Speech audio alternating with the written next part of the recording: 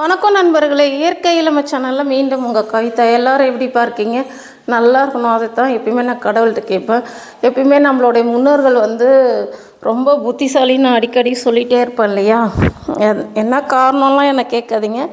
எங்கள் ஆயா சொல்லி கொடுத்த மெத்தடில் பார்க்கும்போது எங்கள் ஆயா சொல்கிற ஒரு விஷயத்துக்கும் நிறைய காரியங்கள் இருக்கும். அதனாலே என்னவோ அவங்க சொல்கிற எல்லா விஷயத்தையுமே நான் கேட்பேன், செஞ்சிட்ருக்கேன்ப்பா இன்னைய வரைக்குமே. அப்போ அதில் தான் ஒன்று இந்த தலைக்கறி குழம்பு. இந்த குழந்தை பிறந்த உடனே நம்ம வீட்டில் எல்லோரும் சொல்லுவாங்க, தலை நிற்கலையா, தலைக்கறி குழம்பு வச்சு கொடுத்துருங்க, தலை நிற்கும்னுவாங்க. ஏன்னா அவ்வளோ சத்துக்கள் நிறைஞ்சது தான்ப்பா. இது இப்போ தான் நமக்கு குக்கர் வந்துடுச்சு. அப்போல்லாம் பானையில் தான் செய்வாங்க. அதாவது வேக வைக்கிறதுக்குன்னு ஒரு தனி பானை எங்கள் ஆயா வச்சுருந்தாங்க, அதில் செய்வாங்க. ஆனால் இப்போ நமக்கு குக்கர் இருக்கிறதுனால நம்ம குக்கரில் 1 டீஸ்பூன் மிளகு, 1 டீஸ்பூன் ஜீரகம், 1/4 டீஸ்பூன் மஞ்சத்தூள், கொஞ்சமாக கல் உப்பு, இது எல்லாமே போட்டுட்டு 1லேருந்து 1.5 கிளாஸ் தண்ணி, அதுக்கு மேலே தண்ணி நிறையா வச்சு இதை வேக வைக்கக்கூடாது. கொஞ்சமான தண்ணியில் போதும். நான் இப்போ 1 கிளாஸ் தண்ணி, அதாவது 200 கிராம் பிடிக்கிற அளவுக்கு தண்ணி ஊற்றிட்டேன்ப்பா. ஏன்னா கல் உப்பு கொஞ்சம் போட்டாச்சு. இந்த மிளகு, இந்த ஜீரகம், அந்த மஞ்சள் தூள். அடுப்பு ஆன்லேயே இருக்கட்டும், சிம்மில் வைக்காதீங்க. ஏன்னா 4லேருந்து 5 விசில் வரணும். அப்போ தான் நமக்கு இந்த தலைக்கறி நல்லா பூ மாதிரி வேகும். இது வேலை அதிகம். அதனால் எல்லாருமே செய்கிறதுக்கு பால் மாறுவாங்க. ஆனால் அந்த காலத்தில் எப்படியுமே மாதத்துக்கு ஒரு வாட்டி கால், ஈரல், செவுரொட்டி, நுரையீரல், இதெல்லாமே மாதத்துக்கு ஒன்று ஒரு வாட்டி செஞ்சுருவாங்க. நிறைய குளத்து மீன், ஏரி மீன், ஆற்று மீன், இதெல்லாமே செய்வாங்க. நான் எப்படின்னா 2 கைப்பிடி நிறையா வெங்காயம் எடுத்துகிட்டேன், 4 தக்காளி எடுத்துகிட்டேன், 4 பச்சை மிளகா, 4 இல்லை 3 பச்சை மிளகா கூட போடுங்க, 1 கைப்பிடி நிறைய பூண்டு உரித்தது, 4 சின்ன பீஸ் இஞ்சிப்பா. இது எல்லாமே தேவையான அளவுக்கு எண்ணெய், தேவைக்கு கொஞ்சம் அதிகமாக எண்ணெய் ஊற்றிக்கங்க. ஏன்னா இதை வதக்கிட்டு நம்ம இதே எண்ணெயில் தான் குழம்பும் நம்ம தாளிக்க போகிறோம்.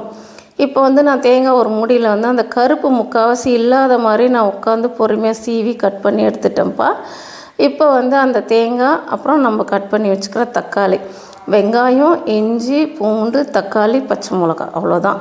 இது எல்லாமே நம்ம எண்ணெயில் செவக்காய் வறுத்து எடுக்க போகிறோம். நான் எப்பயுமே சொல்கிறதா, நீங்கள் எந்த குழம்பு எப்படி வேணாலும் வைங்க, ஒரு 1/4 டீஸ்பூனு பெருஞ்சீரகம் போட்டுக்கோங்கப்பா. எப்படி வேணாலும் வைங்கப்பா. ஆனால் தாளிப்பு முறையை மட்டும், தாளிக்கிறது வதக்கிறது, இது 2 மட்டும் நம்ம கரெக்டாக செஞ்சிட்டோம்னா அது எந்த கறியாக இருந்தாலும் சரி, எந்த மரக்கறியாக இருந்தாலும் சரி, கறி வகையாக இருந்தாலும் சரி, கீரையாக இருந்தாலும் சரி, எதாக இருந்தாலும் நம்ம வதக்கிறது, வேக வைக்கிற பக்குவம் இதுதான்ப்பா. ஸோ இது நல்லா வதங்கிட்டு இருக்கும்போது குக்கரில் வெந்ததெல்லாம் நான் உங்ககிட்ட காமிச்சிட்டேன் பாருங்கள். இப்போ நம்ம என்ன செய்ய போகிறோம்னா, இது நல்லா வதங்கணும். வதங்கிட்டு இதில் நம்ம வேறு எதுவும் சேர்க்க வேணாம்ப்பா. எண்ணெய் நீங்கள் தேங்காய் எண்ணெய், கடலை எண்ணெய், நல்லெண்ணெய், எது வேணாலும் யூஸ் பண்ணலாம். எது யூஸ் பண்ணாலும் இந்த குழம்பு நல்லாயிருக்கும். இப்போ நம்ம நல்லா வதக்கிறது நம்ம ஒரு வேறு தட்டில் எடுத்துக்குவோம். நான் தான் சொன்னால கொஞ்சம் எண்ணெய் தாராளமாக விட்டு வதக்கி எடுத்துட்டிங்கன்னா மீதி இருக்கிற எண்ணெயிலே நம்ம குழம்பு தாளிச்சிக்கலான்னு எப்பயுமே சொல்கிறதாம்ப்பா. நம்மளுடைய கறி குழம்பு தூள் நீங்கள் போகிறதுனால தாளிப்புக்கு அப்படின்னு சொல்லிட்டு எந்த பட்டை வகையும் நம்ம யூஸ் பண்ண தேவையில்லை. ஏன்னா அது கறி குழம்பு தூள், அதில் எல்லாமே இருக்குது. சாதாரணமாக இந்த குருமா குழம்புலேருந்து எந்த ஒரு வெஜிடேரியன் இருந்தாலும், நான் வெஜிடேரியன் இருந்தாலும் நம்ம கறி குழம்பு தூள் போட்டு செஞ்சால் அவ்வளோ ஒரு நல்லாயிருக்கும்ப்பா. சின்ன உருளைக்கிழங்கு போட்டு வைக்கலாம். சாதாரணமாக குடமிளகா போட்டு ஒரு குருமா குழம்பு வச்சா கூட நம்மளுடைய கறி குழம்பு தூள் ரொம்ப நல்லாயிருக்கும். ஸோ மீதி இருக்கிற எண்ணெயில் இப்போ வதக்கின பொருளாக எடுத்தோடனே அடுப்பை ஆஃப் பண்ணிவிடுங்கப்பா. அடுப்பு ஆனில் இருக்க வேண்டாம். இப்போ நம்ம வேக வச்சுருந்தோம் இல்லையா தலையை, அந்த தண்ணி ஃபுல்லாக வடிகிற அளவுக்கு. என்கிட்ட புளி வடிகட்டுறது பெருசு இருந்தது. உங்கள்கிட்ட சின்ன வடித்தட்டி தான் இருந்தது அப்படின்னா நீங்கள் வேறு ஒரு ஏனத்தில் வடிகட்டிட்டு கூட இந்த வானலில் தண்ணியை மாற்றிக்கலாம். ஓகேவா? ஏன் இந்த மாதிரி வடிகட்டணும்னு கேட்டிங்கன்னா, எப்பயுமே தலைக்கறியில் சின்னதாக எலும்பு இருக்கும். ஆனால் அந்த எலும்புலாம் நாங்கள் எங்களுக்கு குழம்பு வச்சு தரும்போது நான் சொன்னால என்னுடைய கறி குழம்பு தூள் அந்த கறி குழம்பு தூள் வந்து கரெக்டாக 2.5 டீஸ்பூன் கணக்கு வரும்ப்பா. ஏன்னா எனக்கு அது கை அளவு தெரியும். அது தேவையான கல்லுப்பு. ஏற்கனவே நம்ம வந்து கறிக்கு வந்து கொஞ்சமாக கல்லுப்பு போட்டு தான் நம்ம வேக வச்சுருந்தோம். இப்போ இந்த குழம்புக்கு தேவையானதை நம்ம போட்டாச்சு. இப்போ போட்டுட்டு இப்போ தான் நம்ம அடுப்பே ஆன் பண்ண போகிறோம். ஏன்னா ஏற்கனவே ஆஃப் பண்ணி வச்சுருந்தோம்ல, இப்போ ஆன் பண்ணிக்கோங்க. ஓகே, இப்போ ஆன் பண்ணி அது வந்து நல்லா கொதிக்கிட்டோம்ப்பா. கொதிக்கிற டைமில் நம்ம இப்போ என்ன செய்ய போகிறோம் அப்படின்னு கேட்டிங்கன்னா, நம்ம வந்து ஜல்லடையில் வடிகட்டி எடுத்து வச்சுருக்கோம் இல்லையா, இந்த கறி வேறு இதில் இருக்கிற எலும்பு வேறு, ரெண்டுமே தனித்தனியாக நம்ம பிரித்து எடுக்கணும். அதுதான் சொன்னால இது கொஞ்சம் வேலை அதிகமாக இருக்கிற மாதிரி ஃபீல் பண்ணுவீங்க. ஆனால் இருக்கிற ஆடோடைய ஃபுல் சத்துமே இதில் தான் இருக்கும். இப்போ நம்ம வதக்கத்தை எல்லாமே அரைச்சியாச்சு. உங்கள்கிட்ட சின்ன மிக்ஸி ஜார் தான் இருக்குதுன்னா பாதி பாதியாக போட்டு அரைச்சிக்குங்கப்பா. எப்பயுமே ஒரு தலைக்கறி குழம்பு வச்சோம்னா 5லேருந்து 6 பேர் தாராளமாக சாப்பிட்லாம். ஆனால் நீங்கள் நினைக்கிற மாதிரி 400 ரூபாய்க்கு ஒரு தலை வாங்கி குழம்பு வைக்கணும்னா 1/2 கிலோ கறி வாங்கினோமா நிறைய குழம்பும் வரைக்கலாம் கொஞ்சம் வறுத்துக்கலாம். கறி நீங்கள் எப்பயுமே சாப்பிட்றதுப்பா. ஆனால் தலை, கால், ஈரல், செவுருட்டி, நுரையீரல் இதெல்லாம் நீங்கள் யாருமே சாப்பிட மாட்டீங்க. தயவுசெய்து நம்ம ஆட்டோடைய உடம்புல எது ஒரு பகுதி இருக்கோ அதுக்கெல்லாம் சத்து ரொம்ப அதிகம்.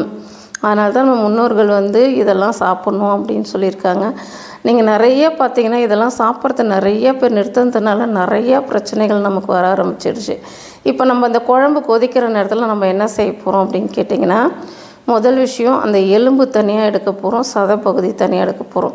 நாங்கள் வந்து இருந்தப்போ எங்கள் அம்மா இந்த மாதிரி தலைக்குழம்பு வச்சு கொடுக்குறது எலும்பு எதுவுமே எடுக்க மாட்டாங்கப்பா. அப்படியே இப்படி தாளித்து கொட்டினதை அப்படியே ஊற்றி குழம்பு வச்சு கொடுத்துருவாங்க. நாங்கள் வந்து அந்த எலும்பெல்லாம் மென்று நான் எப்படி சாப்பிட்றேன்னு சொல்லணும் பாருங்கள். அந்த எலும்பெல்லாம் அந்த கறியோட அந்த குழம்போட டேஸ்ட்டாக இருக்கும். அந்த எலும்பை உட்காந்து மெதுவாக மென்று அப்படியே எடுத்து எட்ட வச்சுட்டு சாப்பிடுவேன் நான். அப்போ அந்த மாதிரி நாங்கள் எல்லாருமே அக்கா தங்கச்சி நாங்கள் எல்லாருமே அப்படி சாப்பிட்டோம். ஆனால் இப்போ என்னுடைய பொண்ணுங்க வந்து அந்த மாதிரியெல்லாம் கிடையவே கிடையாது. கறியாக இருந்தாலும் ஒரு 4 பீஸ் நறுக்காக இருந்தால் தான் சாப்பிடுவாங்க. அதனால் என்ன பண்ணிட்டேன்னா, என் பொண்ணுக்கு எப்படி தரணுமோ அந்த மாதிரி நான் என்ன பண்ணிட்டேன், கறியை தனியாக எலும்பு தனியாக நான் எடுத்துட்டேன்ப்பா. ஸோ இப்போ நம்ம குழம்பு கொதித்து நல்லா திக்காயிடுச்சு பாருங்கள். அடுப்பு ரொம்ப சிம்மில் எவ்வளோ எலும்பு வந்திருக்கு பாருங்கள். ஆனால் இந்த எலும்பெல்லாம் குழம்போடு போட்டு மென்று சாப்பிடுவேன்ப்பா நான். இப்போ என் பசங்களுக்கு பிடிக்கிறது இல்லைன்னு அதை நிறுத்தியாச்சு. அவ்வளோ எலும்பு எடுத்து எட்ட வச்சுட்டேன். இதில் ஒரு டிஷ் நான் செய்வேன், அது அப்புறமா சொல்கிறேன். பாருங்கள், நம்மளுடைய குழம்பு அப்படியே சிம்மில் வச்சுனே முத்தாக கொதி வந்து எவ்வளோ ஏற்றிருக்கு பாருங்கள். இவ்வளோ தான் கறி அதில் வந்துச்சு.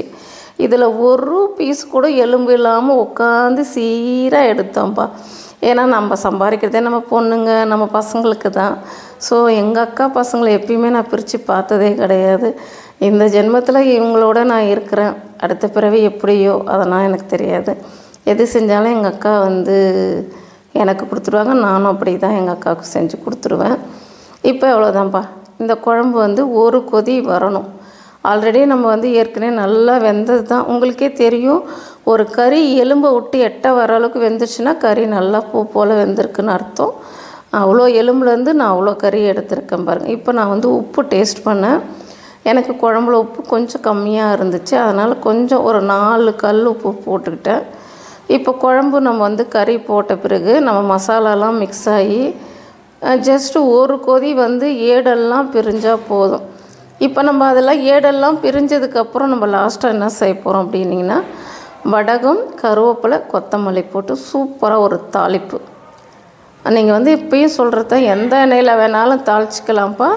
இப்போ நம்ம வந்து தாளிப்பு கொடுத்தாச்சு. ஆனால் வடகம் தான் போடணுமான்னு கேட்டால், ஆமாம், வடகம் போட்டு தாளித்தா ரொம்ப நல்லாயிருக்கும். இல்லை உங்களுக்கு அதெல்லாம் எனக்கு வடகம் பிடிக்காது கவிதானா, ஜீரகம் மட்டும் கொஞ்சமாக எண்ணெயில் தாளித்து கருவேப்பிலை, கொத்தமல்லி போட்டு இறங்குனிங்கன்னா நம்ம குழம்பு சூப்பராக ரெடி ஆகிடுச்சிப்பா. சுத்தீரம் பாருங்கள், நல்லா ஏடு படிஞ்சு நடுவில் மட்டும் முத்தாக கொதி வந்துச்சுன்னா நம்ம குழம்பு சாப்பிட்றதுக்கு ரெடி ஆகிடுச்சி. வாங்க சாப்பிட்லாம். இல்லைப்பா வாங்க சாப்பிட்லான்னு இத்தனை வாட்டி கூப்பிடுவோம். ஆனால் வாங்க இப்போ நம்ம பார்சல் பண்ணலாம். ஏன்னா எங்கள் அக்கா பொண்ணுக்கோசம் தான் நான் செஞ்சேன். ஸோ இப்போ பார்சல் பண்ணியாச்சு. இது கூட தான் நான் வந்து மூளை ஃப்ரை மாதிரி, அதாவது அந்த மாதிரி மூளை ஃப்ரை வந்து சாப்பிட்றதுக்கு ரொம்ப ரொம்ப நல்லாயிருக்கும்ப்பா. தோசை, இட்லி, சப்பாத்தி எல்லாத்துக்கூடமே சாப்பிட்லாம். அந்த மூளை ஃப்ரை அடுத்த வீடியோ உங்களுக்கு போடுவேன். ஆனால் இதில் நான் வந்து இன்றைக்கே செஞ்சுட்டேன். ஏன்னா எங்கள் அக்கா பொண்ணுக்கு கொடுக்கணும் இல்லையா, அதனால் இந்த பாருங்கள் இதுதான். இதை வந்து அடுத்த வீடியோவில் எப்படி செய்கிறதுன்றத நான் உங்களுக்கு காமிக்கிறேன் பாருங்கள். ஓகேவா? இது சப்பாத்தியோட சாப்பிட்றதுக்கு சுட சாதத்தோடு சாப்பிட்றதுக்கு அவ்வளோ நல்லாயிருக்கும்ப்பா. அவ்வளோதான், பார்சல் பண்ணியாச்சு. இப்போ எங்களுடைய ஹரிப்பிரதேசத்துக்கு போய் கொடுத்துட்டு வந்துடுவான். நான் பேசுனதை பொறுமையாக கேட்டதுக்கு ஒரு வாட்டி நான் செய்கிற மெத்தடில் செஞ்சு பார்த்துட்டு எப்படி இருந்ததுன்னு கமெண்ட்ஸ் பண்ணுங்கள், லைக் பண்ணுங்கள், ஷேர் பண்ணுங்கள்.